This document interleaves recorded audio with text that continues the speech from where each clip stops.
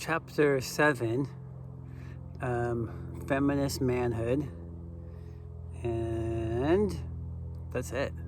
Let's get started.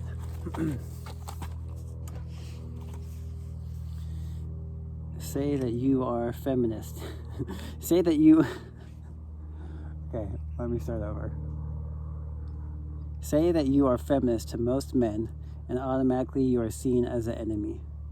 You are risk being seen as a man-hating woman. Most young women fear that if they call themselves feminists, they will lose male favor. They will not be loved by men. Popular opinion about the impact of feminist movement on men's lives is that feminism hurt men. Conservative anti-feminist women and men insist that feminism is destroying family life. They argue that working women leave households bereft of homemakers and children without a mother's care. Yet they consistently ignore the degree to which consumer capitalist culture, not feminism, pushed women into the workforce and keeps them there. When feminist women told the world that patriarchy promotes woman-hating, the response was that feminists were being too extreme, exaggerating the problem. Yet when men who knew nothing about feminism claimed that feminists were man-hating, there was no response from the non-feminist world saying that they were being too extreme. No feminists have murdered and raped men. Feminists have not been jailed day after day for their violence against men. No feminists have been accused of ongoing sexual abuse of girl children, including creating a world of child pornography featuring little girls. Yet these are some of the acts of men that led some feminist women to identify men as woman-hating. Even though not all men are misogynist, feminist thinkers were accurate when we stated that patriarchy in its most basic, unmediated form promotes fear and hatred of females. A man who is unabashedly and unequivocally committed to patriarchal masculinity will both fear and hate all that the culture deems feminine and womanly. However, most men have not consciously chosen patriarchy as the ideology they want to govern their lives, their beliefs, and actions. Patriarchal culture is a system they were born within and socialized to accept, yet in all areas of their lives, most men have rebelled in small ways against the patriarchy, have resisted absolute allegiance to patriarchal thinking and practice. Most men have clearly been willing to resist patriarchy when it interferes with individual desire, but they have not been willing to embrace feminism as a movement that would challenge, change, and ultimately end patriarchy. Feminist movement was from the outset presented to most males via mass media as anti-male. Truthfully, there was a serious anti-male faction in contemporary feminist movement. And even though the man-hating women were a small minority of women's libers, they received the most attention. Failing to care for women rightly, men, through continual acts of domination, had actually created the cultural context for feminist rebellion. In the chapter on feminist masculinity in my recent book, Feminism is for Everybody, I write, individual heterosexual women came to the movement from relationships where men were cruel, unkind, violent, unfaithful. Many of these men were radical thinkers who participated in movements for social justice, speaking out on behalf of the workers, the poor, speaking out on behalf of racial justice. However, when it came to the issue of gender, they were as sexist as their conservative cohorts. Individual women came from these relationships angry. They used that anger as a catalyst for women's liberation. As the movement progressed, as feminist thinking advanced, enlightened feminist activists saw that men were not the problem, that the problem was patriarchy, sexism, and male domination. It was difficult for women committed to feminist change to face the reality that the problem did not lie just with men. Facing that reality required more complex theorizing. It required acknowledging that the role women play in maintaining and perpetuating patriarchy and sexism. As more women moved away from destructive relationships with men, it was easier to see the whole picture. It was easier to see that even if individual men divested themselves of patriarchal privilege, the system of patriarchy, sexism, and male domination would still remain intact, and women would still be exploited and oppressed. Despite this change in feminist agendas, visionary feminist thinkers who had never been anti-male did not and do not receive mass media attention. As a consequence, the popular notion that feminists hate men continues to prevail. The vast majority of feminist women I encounter do not hate men. They feel sorry for men because they see how patriarchy wounds them, and yet men remain wedded to patriarchal culture. While visionary thinkers have called attention to the way patriarchy hurts men, there has never been an ongoing effort made to address male pain. To this day, I hear individual feminist women express their concern for the plight of men within patriarchy, even as they share that they are unwilling to give their energy to help educate and change men. Feminist writer Minnie Bruce Pratt states the position clearly. Quote, "How are men going to change? The meeting between two people, where one oppresses the other, is the point of change. But I don't want the personal contact. I don't want to do it. When people talk about not giving them our energies, I agree with that. They have to deliver themselves." Unquote. These attitudes, coupled with the negative attitudes of most men toward feminist thinking, meant that there was never a collective affirming call for boys and men to join the feminist movement, so that they would be liberated from patriarchy. Reformist feminist women could not take this call because they were the group of women, mostly white women with class privilege, who had pushed the idea that all men were powerful in the first place. These were the women for whom feminist liberation was more about getting their piece of the power pie and less about freeing masses of women or less powerful men from sexist oppression. They were not mad at their powerful daddies and husbands who kept poor men exploited and oppressed. They were mad that they were not being given equal access to power.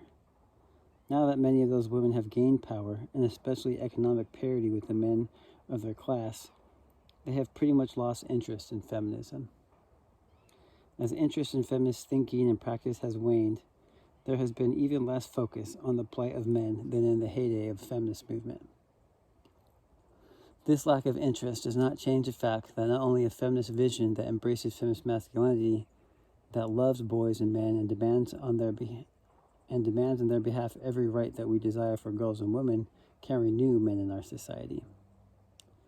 Feminist thinking teaches us all, males especially, how to love justice and freedom in ways that foster and affirm life. Clearly, we need new strategies, theories, guides that will show us how to create a world where feminist masculinity thrives. Sadly, there is no body of recent feminist writing addressing men that is accessible, clear, and concise. There is little work done from a feminist standpoint concentrating on boyhood. No significant body of feminist writing addresses boys directly, letting them know how they can construct an identity that is not rooted in sexism. There is no body of feminist children's literature that can serve as an alternative to patriarchal perspectives, which abound in the world of children's books. The gender equality that many of us take for granted in our adult lives, particularly those of us who have class privilege and elite education, is simply not present in the world of children's books or in the world of public and private education. Teachers of children see gender equality mostly in terms of ensuring that girls get to have the same privileges and rights as boys within existing social structure. They do not see it in terms of granting boys the same rights as girls, for instance, the right to choose not to engage in aggressive or violent play, the right to play with dolls, to play dressed up, to wear costumes of either gender, the right to choose. Just as it was misguided for reformist feminist thinkers to see freedom as simply women having the right to be like powerful patriarchal men, feminist women with class privilege never suggested that they wanted their lot to be like that of poor and working class men. So was it simplistic to imagine that the liberated man would simply become a woman in drag. Yet this was the model of freedom offered men by mainstream feminist thought. Men were expected to hold on to the ideas about strength and providing for others that were part of patriarchal thought, while dropping their investment in domination and adding an investment in emotional growth. This vision of feminist masculinity was so fraught with contradictions, it was impossible to realize. No wonder, then, that men who cared, who were open to change, often just gave up, falling back on the patriarchal masculinity they found so problematic. The individual men who did not take on the mantle of a feminist notion of male liberation did so only to find that few women respected this shift. Once the quote-unquote new man, that is a man changed by feminism, was represented as a wimp, overcooked broccoli, dominated by powerful females who were secretly longing for his macho counterpart, masses of men lost interest. Reacting to this inversion of gender roles, men who were sympathetic chose to stop trying to play a role in female-led feminist movement and became involved in the men's movement. Positively, the men's movement emphasized the need for men to get in touch with their feelings, to talk with other men. Negatively, the men's movement continued to promote patriarchy by a tacit insistence that in order to be fully self-actualized, men needed to separate from women. The idea that men needed to separate from women to find their true selves just seemed like the old patriarchal message dressed up in a new package. Describing the men's movement spearheaded by Robert Bly in her essay, Feminism and Masculinity, Christine A. James explains, quote, Bly claims that women, primarily since feminism, have created a situation in which men, especially young men, feel weak, emasculated, and unsure of themselves, and that older men must lead the way back. Bly holds up the myth of the wild man as an exemplar of the direction men must take and never challenges their hierarchical dualisms that are so integrally linked to the tension he perceives between men and women. Arguably, the notion of the wild man merely reinforces cliches about quote-unquote real masculinity. Instead of trying to foster a new relationship between men and women, as well as the masculine and feminine. End quote. The men's movement was often critical of women and feminism while making no sustained critique of patriarchy. Ultimately, it did not consistently demand that men challenge patriarchy or envision liberating models of masculinity. Many of the New Age models created by men reconfigure old sexist paradigms while making it seem as though they are offering a different script for gender relations. Often the men's movement resisted macho patriarchal models while upholding a vision of a benevolent patriarchy, one in which the father is a ruler who rules with tenderness and kindness, but he is still in control. In the wake of feminist movement and the diverse men's liberation movements that did not bring women and men closer together, the question of what the alternative to patriarchal masculinity might be must still be answered. Clearly, men need new models for self-assertion that do not require the construction of an enemy, quote-unquote other, be it a woman or the symbolic feminine, for them to define themselves against. Starting in early childhood, males need models of men with integrity, that is, men who are whole, who are not divided against themselves. While individual women acting as single mothers have shown that they can raise healthy, loving boys who become responsible, loving men in every case where this model of parenting has been successful. Women have chosen adult males, fathers, grandfathers, uncles, friends, and comrades to exemplify for their sons the adult manhood they should strive to achieve. Undoubtedly, one of the first revolutionary acts of visionary feminism must be to restore maleness and masculinity as an ethical, biological category divorced from the dominator model. This is why the term patriarchal masculinity is so important, for it identifies male difference as being always and only about the superior rights of males to dominate, be their subordinates females or any other group deemed weaker by any means necessary. Rejecting this model for feminist masculinity means that we must define maleness as a state of being rather than as performance. Male being, maleness, masculinity must stand for the essential core goodness of the self, of the human body that has a penis. Many of the critics who have written about masculinity suggest that we need to do away with the term, that we need to, quote, end to manhood, end quote. Yet such a stance furthers the notion that there is something inherently evil, bad, or unworthy about maleness. It is a stance that seems to be more a reaction to patriarchal masculinity than a creative love and response that can separate maleness and manhood from all the identifying traits patriarchy has imposed on the self that has a penis. Our work of love should be to reclaim masculinity and not allow it to be held hostage to patriarchal domination. There is a creative, life-sustaining, life-enhancing place for the masculine in non-dominator culture. And those of us committed to ending patriarchy can touch the hearts of real men where they live, not by demanding that they give up manhood or maleness, but by asking that they allow its meaning to be transformed, that they become disloyal to patriarchal masculinity in order to find a place for the masculine that does not make it synonymous with domination or the will to do violence. Patriarchal culture continues to control the hearts of men precisely because it socializes males to believe that without their roles as patriarchs, they will have no reason for being.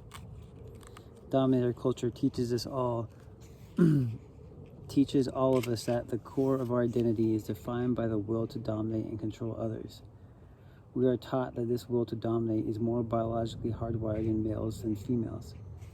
In actuality, dominator culture teaches us that we are all natural-born killers, but that males are more able to realize the predator role. In the dominator model, the pursuit of external power, the ability to manipulate and control others, is what matters most.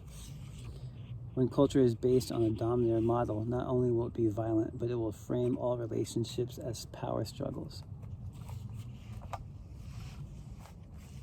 No matter how many modern-day seers assure us that power struggles are not an effective model for human relations, imperialist, white supremacist, capitalist, patriarchal culture continues to insist that domination must be the organizing principle of today's civilization. In The Heart of the Soul, Gary Zukav and Linda Francis make it clear that while humans may need to create external power to keep the species alive at one time, this is no longer the case. Quote, "With or without reverence, the pursuit of external power leads only to violence and destruction. It's an evolutionary modality that no longer works. It is the wrong medicine, and nothing can make it the right medicine again." End quote. Patriarchal masculinity teaches men that their selfhood has meaning only in relation to the pursuit of external power. Such masculinity is a subtext for the dominator model.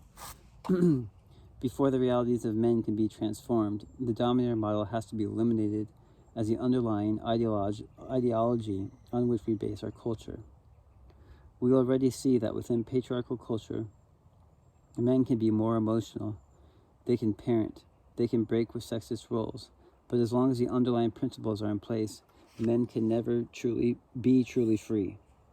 At any moment, this underlying patriarchal ethos can overshadow behaviors that run counter to it. We have already seen that many men changed their thinking for a time when feminist movement was a powerful force for social change. But then when the patriarchal thinking that undergirds our society did not change, as the energy of the movement began to wane, the old order began to reestablish itself. Sexist thought and action that had been harshly critiqued during the height of feminist movement have once again become more acceptable. Clearly, ending patriarchy is necessary for men to have collective liberation. It is the only resolution to the masculinity crisis that most men are experiencing. To offer men a different way of being, we must first replace the dominator model with a partnership model that sees interbeing and interdependency as an organic relationship of all living beings.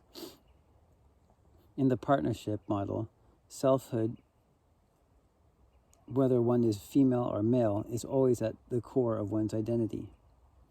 Patriarchal masculinity teaches males to be pathologically narcissistic, infantile, and psychologically dependent for self-definition on the privileges, however relative, that they receive from having been born male.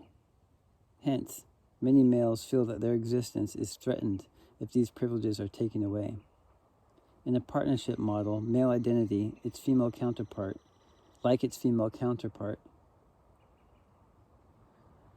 would be centered around the notion of an essential goodness that is inherently relationally oriented. Rather than assuming that males are born with the will to aggress, The culture would assume that males are born with inherent will to connect. Feminist masculinity presupposes that it is enough for males to have value, that they do not have to quote-unquote do, to quote-unquote perform, to be affirmed and loved. Rather than defining strength as quote-unquote power over, feminist masculinity defines strength as one's capacity to be responsible for self and others. This strength is a trait males and females need to possess. In The Courage to Raise Good Men, Olga Silverstein stresses the need to redefine male sex roles in ways that break with sexist norms. Currently, sexist definitions of male roles insist on defining maleness in relationship to winning one-upmanship. Currently, sexist definitions of male roles insist on defining maleness in relationship to winning one-upmanship, domination.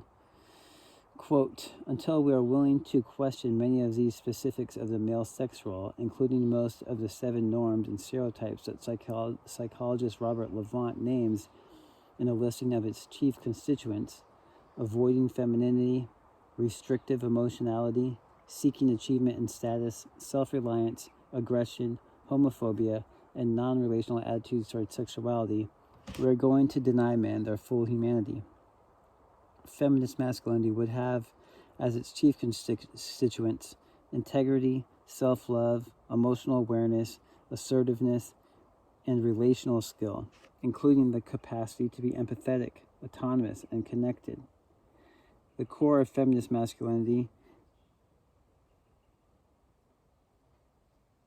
is a commitment to gender equality and mutuality as crucial to interbeing and partnership in the creating and sustaining of life. Such a commitment always privileges nonviolent action over violence, peace over war, life over death. Olga Silverstein rightly says that, quote, what the world needs now is a different kind of man, unquote. She posits that we need a quote-unquote good man, but this binary category automatically invests in a dominator model of either or. What the world needs now is liberated men who have the qualities Silverstein cites, men who are, quote, empathetic and strong, autonomous and connected, responsible to self, to family and friends, and to society, and capable of understanding how these responsibilities are ultimately inseparable, unquote. Men need feminist thinking. It is the theory that supports their spiritual evolution and their shift away from the patriarchal model. Patriarchy is destroying the well-being of men, taking their daily lives. When Silverstein does workshops focusing on changing sexist gender roles, it is women who question her about whether a male with the quality described above can survive. She responds to the fear by pointing out these truths. Quote, men aren't surviving very well. We send them to war to kill and be killed. They are lying down in the middle of highways to prove their manhood in imitation of a scene in a recent movie about college football. They're dying of heart attacks in early middle age, killing themselves with liver and lung disease via the manly pursuit of drinking and smoking, committing suicide at roughly 4 times the rate of women, becoming victims of homicide, generally at the hands of other men, 3 times as often as women, and therefore living about 8 years less than women. End quote. And I would add that many men striving to prove patriarchal masculinity through acts of brutal and unnecessary violence are imprisoned for life. Clearly, lots of women survive leading happy, fulfilling lives because we do not embrace an identity which weds us to violence. Men must have the same choice. Women are not the only group who cannot imagine what the world would be like if males were raised with wholeness of being. There seems to be a fear that if men are raised to be people of integrity, people who can love, they will be unable to be forceful and act violently if needed. A Maasai-wise man, when asked by Terence Real to name the traits of a good warrior, replied, quote, I refuse to tell you what makes a good Morani warrior, but I will tell you what makes a great Morani. When the moment calls for fierceness, a good Morani is very ferocious, and when the moment calls for kindness, a good Morani is utterly tender. Now, what makes a great morality is knowing which moment is which, end quote. We see that females who are raised with the traits any person of integrity embodies can act with tenderness, with assertiveness, and with aggression if and when aggression is needed. Men who are able to be whole, undivided selves can practice the emotional discernment beautifully described by the Messiah wise man, precisely because they are able to relate and respond rather than simply react. Patriarchal masculinity confines men to various stages of reaction and overreaction. Feminist masculinity does not reproduce the notion that maleness has this reactionary, wild, uncontrolled component. Instead, it assures men, and those of us who care about men, that we need not fear male loss of control. The power of patriarchy has been to make maleness feared and to make men feel that it is better to be feared than to be loved.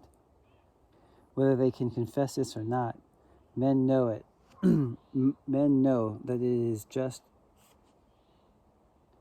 Whether they can confess this or not, men know that it just is not true. This fear of maleness that they inspire estranges men from every female in their lives to greater or lesser degrees, and men feel the loss. Ultimately, one of the emotional costs of allegiance to patriarchy is to be seen as unworthy of trust. If women and girls in patriarchal culture are taught to see every male, including the males with whom we are intimate, as potential rapists and murderers, then we cannot offer them our trust. And without trust, there is no love. When I was a girl, my father was respected as a patriarchal provider and protector in our family, and he was feared. The ability to inspire fear was to him the sign of real manhood. Even though the knowledge that our dad could take care of his own was comforting, the moment he unleashed that will to do violence on us, his loved ones, we lost him. We were left with just our fears and the knowledge that there was no emotional connection great enough to soothe and transform our father's violence, to keep him connected. How many men have lost this bond of love via acts of relational violence? Acting out the notion embedded in patriarchal masculinity that in every male there is a predator, a hunter hungry and ready for the kill. Silverstein argues that men suffer by the patriarchal insistence that they enact rituals of alienation that lead to, quote, unquote, estrangement from women. She states, quote, as anybody who works with the elderly will tell you, when octogenarians utter their dying words, it's mama they call for, never daddy. These men may not even be calling out for an actual mother, but for the symbolic mama, who stands for nurturance, care, connectedness, whose loving presence let us know we are not alone, end quote. Patriarchal masculinity insists that real men must prove their manhood by idealizing aloneness and disconnection. Feminist masculinity tells men that they become more real through the act of connecting with others, through building community. There is no society in the world made up of one lone man. Even Thoreau, in his solitary cabin, wrote to his mother every day. When John Gray tells readers in Men Are From Mars, Women Are From Venus that men will go into their cave, that is, that men will disassociate and disconnect, he is accurately describing patriarchal masculinity. But he never suggests that men can be fulfilled living their lives in the cave. However, men caught in patriarchy's embrace are living in a wilderness of spirit where they are utterly and always alone. Feminism as a movement to end sexist domination and oppression offers us all the way out of patriarchal culture. The men who are awakening to this truth are generally younger men who are born into a world where gender equality is a norm, more of a norm. Unlike older generations of men, they do not have to be convinced that women are their equals. These are young males who take women's studies classes, who are not afraid to identify themselves as advocates of feminism. They are the feminist sons of feminist mothers. Hence, in his afterword to his mother's book, The Courage to Raise Good Men, Michael Silverstein praises his mother's work. Quote, the notion that men who have lost touch with their mothers have lost touch with parts of themselves is a powerful one. powerful enough to provoke change. I am proud that my mother has had the courage to open these issues for me and herself and for other mothers and their sons." End quote. These men are a living example of the ways feminist masculinity liberates men. Older generations of men who have shifted from sexist thinking to feminist masculinity were often moved by the women in their lives to make changes in thought and action. But for many, it was the experience of assuming an equal parenting role that really transformed their consciousness and their behavior. I have had many conversations with men who, in parenting dollars, suddenly find themselves enraged by patriarchal biases they had been unaware of or cared nothing about until the moment when they saw sexism begin to threaten their daughter's action and being. Feminist theorists argued from the onset of the movement that were men to participate in parenting in a primary way, they would be changed. They would develop the relational skills often seen as innate in women.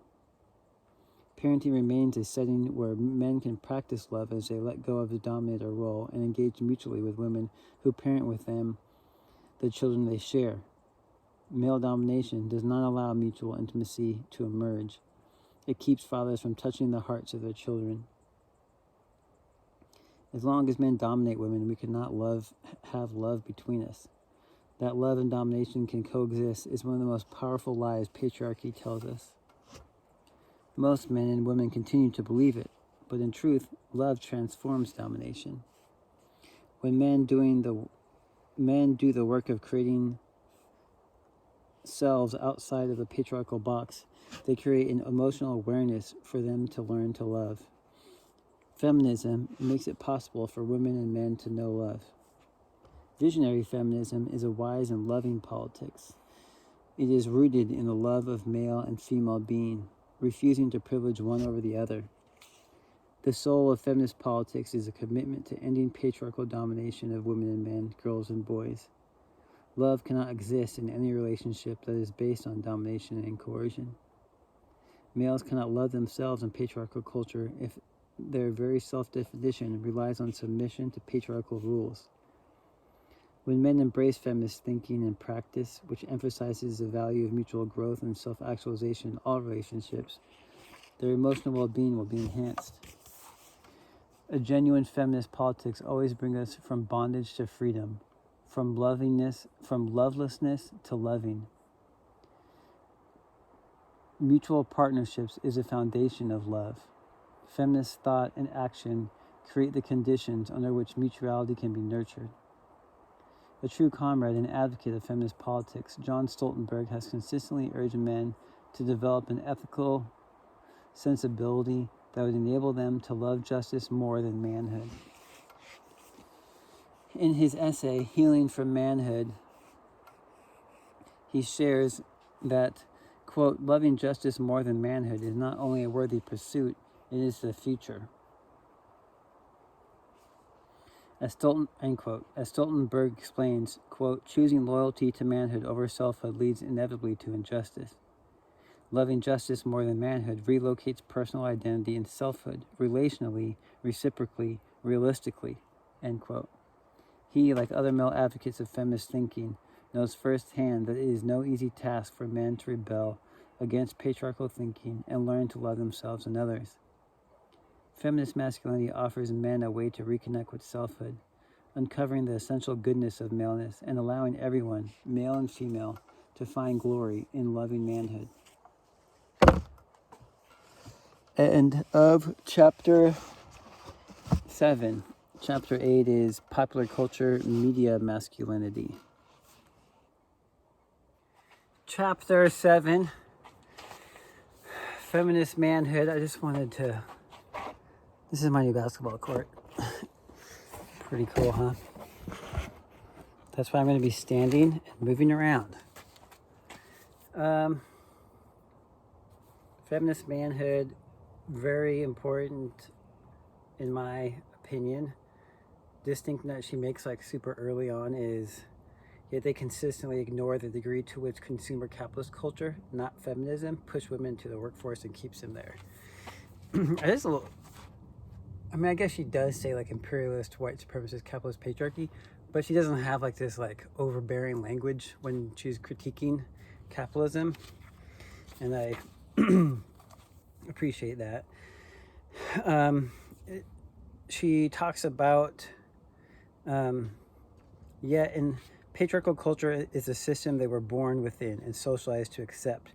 Yet in all areas of their lives, most men have rebelled in small ways against the patriarchy, have resisted absolute allegiance to patriarchal thinking and practice, which is, I think, is more of that imagining, not imagining, but just like the realization of that post-patriarchal, similar to like post-capitalist, things are happening like all the time already, that we don't necessarily need to imagine and invent new stuff.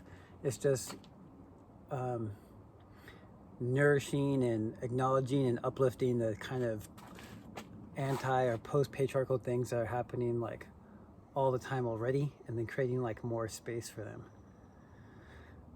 So if you were here, then you and I would talk about what are some examples of that beyond just like washing the fucking dishes or babysitting your own kids and stuff like that. But I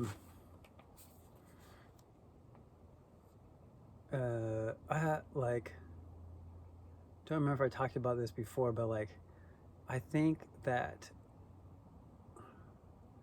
like to me it was like gender expression is the biggest one for that, and then like through that expression aesthetically on your body, or just like through movement also. I just remember, I think that I talked about that last time, or maybe in here,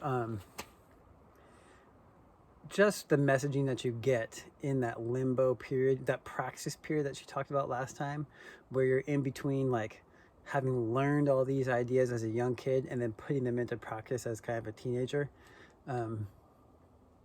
Of like really loving Whitney Houston and like blasting her music all the time, but only when I was alone in the house with myself, so that no one would catch me doing non-masculine things. But like those things, I think, are small examples. You know what I'm saying? Non-intersectional is what I wrote in the space there. Facing the reality. It was difficult for women committed to feminist change to face the reality that the problem did not just lie with men. Facing that reality required more complex theorizing. I don't have a lot to say about the feminist women doing that. I do have a lot to say about people really never wanting to do the complex theorizing, because for one, maybe not having confidence in themselves or the skills of critical analysis and thinking.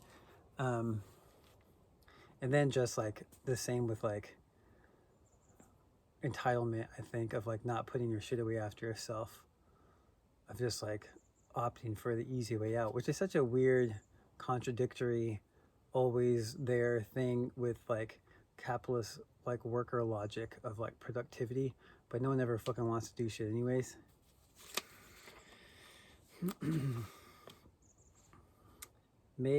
There has never been an ongoing effort made to address male pain.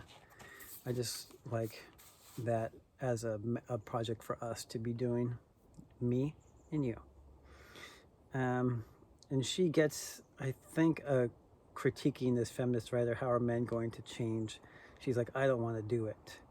And then Bell Hooks says, well, that's kind of the problem, is that no one wants to do it. So they're going to never be an affirming call for men to join the feminist movement. It made me just think about like white people. And it's like, yeah, they should change, but who's going to help them change? I don't want to do it is a common thing, which for some, like for like black people, indigenous people, brown people, specifically I think black people, that is a totally acceptable route. Indigenous people. But for people like myself, who are like, especially people who are like white passing, but also I think just like Asian and you know, lighter skinned people, that it actually at times can be an option, but I think that like the majority of the time it has to be actually stepping into those relationships as much as possible, or finding some really great alternatives to just casting out the white people in your life or whatever.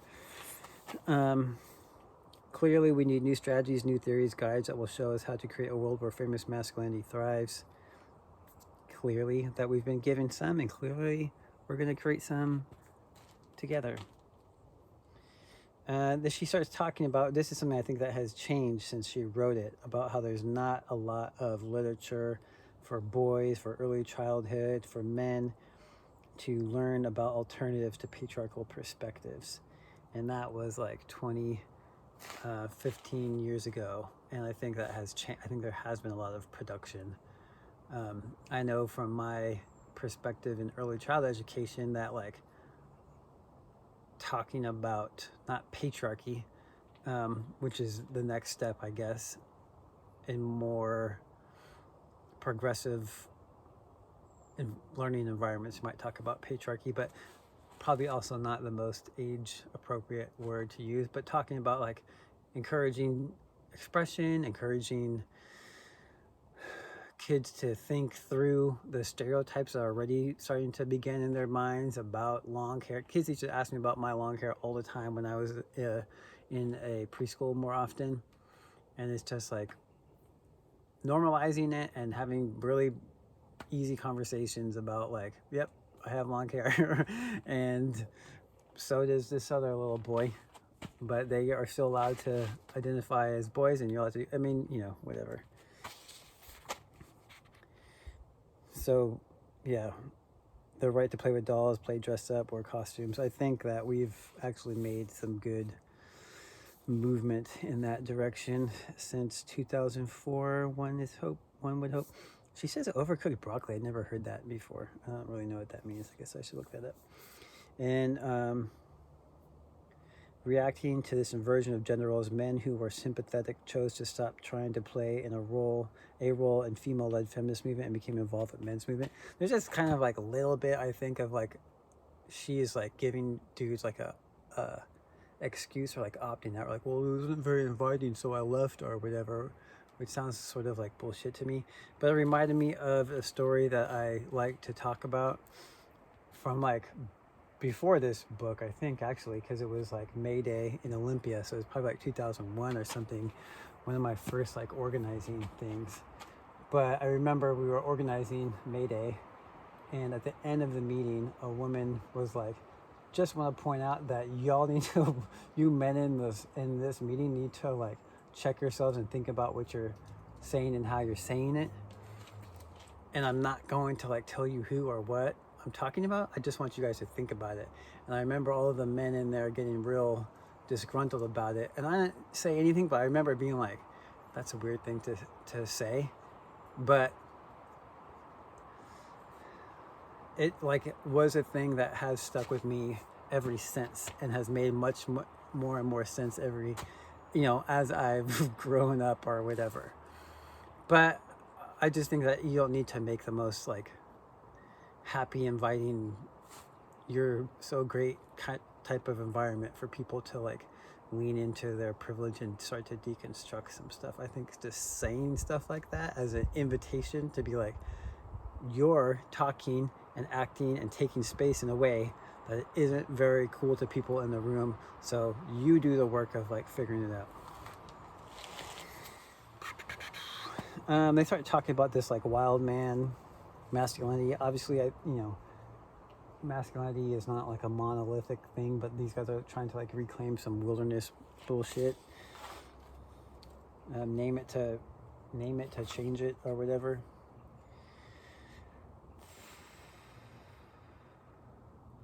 Males need models with integrity, models of men with integrity to be seen as whole, uncles, friends, comrades, to exemplify for their sons the adulthood they should strive to achieve. I mean, everything in here I think is like the same for like, we need anti-racist models. We need just like models in general of people who are actively, naturally acting like compassionately or whatever. And define maleness as a state of being rather than a performance. Just made me think that I need to read Judith Butler some more and think about the performance of gender to increase the our ability to express ourselves more. But that like gender is just like certain things that we acknowledge and attach to either or gender, not that it's like a scientifically proven inescapable thing for boys to act a certain way and girls to act a certain way. But asking that they allow its meaning to be transformed, that they become disloyal to patriarchal masculinity. I just feel like I just underline it because I like that as a call to be like disloyal to patriarchal dominator culture.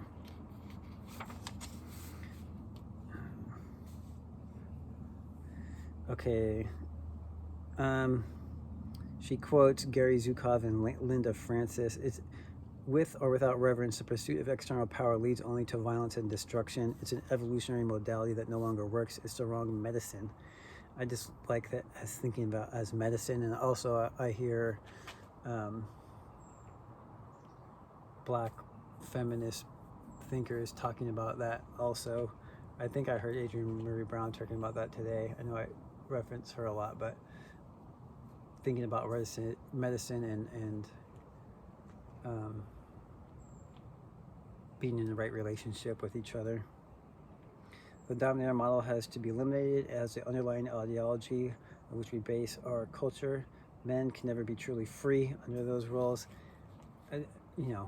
How many ways can you say like, listen, things will open up and be better and more nourishing and to be loved and to be able to love other people is a better program than the program that exists right now. And then she talks about that as the partnership model, interbeing, interdependency. There's this like thing about that's so not funny about men being independent, but also just like super codependent because they can't actually do very much stuff on their own, like taking care of themselves and like doing the laundry or whatever. But to look to relationships that we see as relationally oriented and think about males as being born with the inherent will to connect.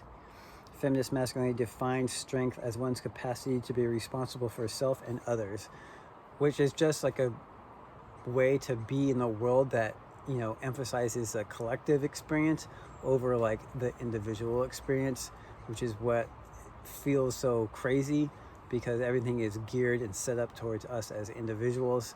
So to think in a more selflessness way is what the work, I think, is about. To think of things as non-transactional, like I say all the time. I have been talking about offsets, that individual give and take type of thing. And it's just more about like being part of a collective group, whether you're just like a reserved individual or a more involved individual, but you're all part of a coherent group. This thing I like to think about is I'm just going to quote the same people all the time, but Fred Moten, and I was talking to him about basketball, and he was talking about how I was talking about it being like ballet, the grace and the movement and the beauty and the structure of it, and he was talking about it being more like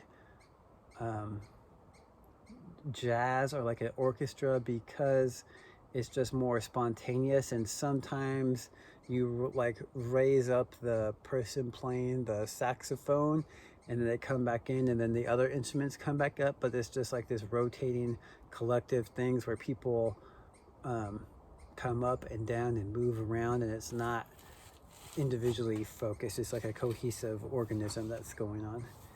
Oh my gosh, 15 minutes. Liberated men who have the qualities of being empathetic, strong, autonomous. Patriarchy is destroying the well-being of men, taking their daily lives. This and they hit home more about men aren't surviving very well. We have alcohol problems and suicide problems and abuse problems, and there's just ample examples of why we might want to do more than just reconsider our role in patriarchy and think about integrity. There's that really great part about the Morani warriors. Know in which moment you need to be ferocious and which ones you need to be tender in. So, examples of that. I was just writing a thing about empathy about that too, that prayer or whatever. Know what I can change, know what I can't change, and then the ability to know which one it is or whatever. I think that's a similar sentiment.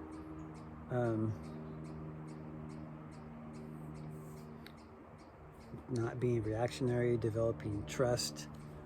There's this podcast called For the Wild, and there's this person, their name is Bronte Velez, I think, and there's this quote in there about this, like, trust as this essential component to any relationship that is going to be liberatory or transformative in any sense. So, like, trusting yourself and being able to trust other people. Not like trust you're gonna show up for something necessarily, but I think about it more and trust that I know that I can be held and taken care of around and with you. And that is like a commitment thing. Like solidarity, I guess.